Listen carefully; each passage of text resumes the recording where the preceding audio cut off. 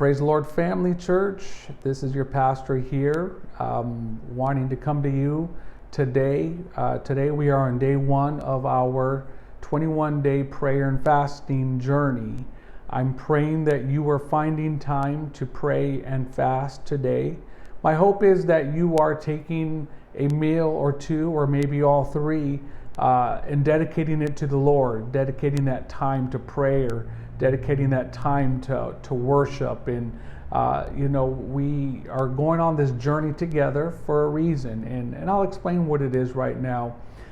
In the book of 1 Samuel chapter 17, there was a battle going on between the Philistines and Israel.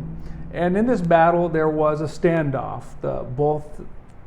Both parties got lined up, on one on the right, one on the left, and they came against each other, and there was a standoff because on the side of the enemy, the Philistines, there was a great man. His name was Goliath, and he wanted to fight anyone who was willing on the side of the Israelites, and nobody was wanting to fight. Nobody wanted to go into battle.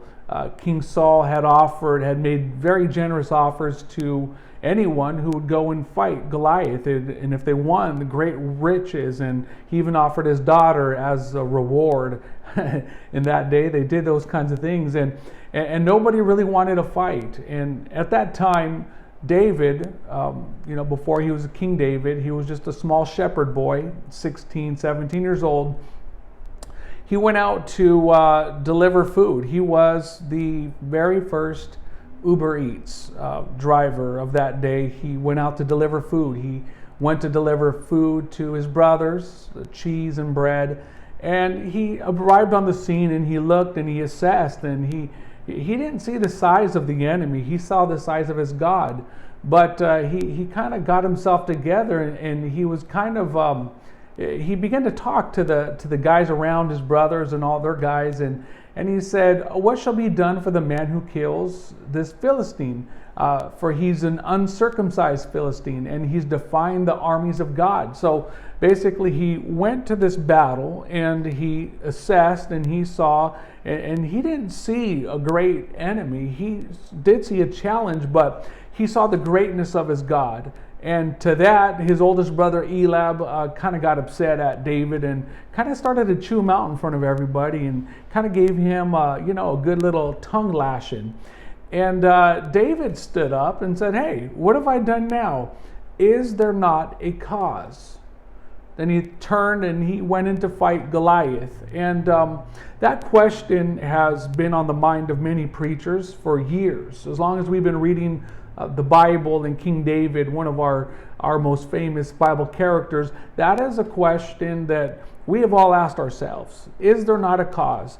When faced with a challenge, and America is faced with a challenge, the church is faced with a challenge, and I would say that the world is also faced with a challenge, and the church has to do something. We can't just sit back.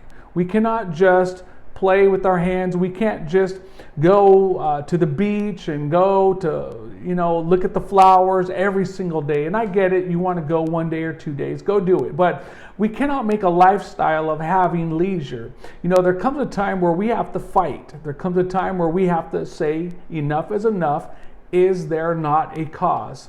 So, as a church, we are facing a great challenge, from COVID-19 to social injustices, to fires, to hurricanes, back to social injustices, and back to COVID-19. We're challenged. We're challenged on all sides of, everywhere we turn, there's a challenge. But we are starting this prayer and fasting journey on day one today because we believe that our God is greater than the challenge.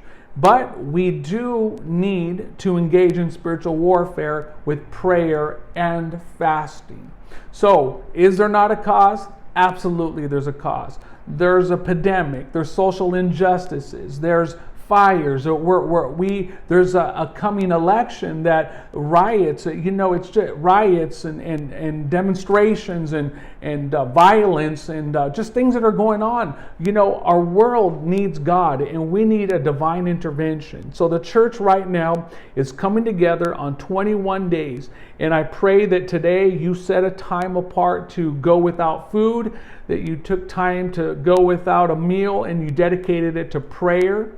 And for today, we're fasting. So I'm fasting 24 hours today.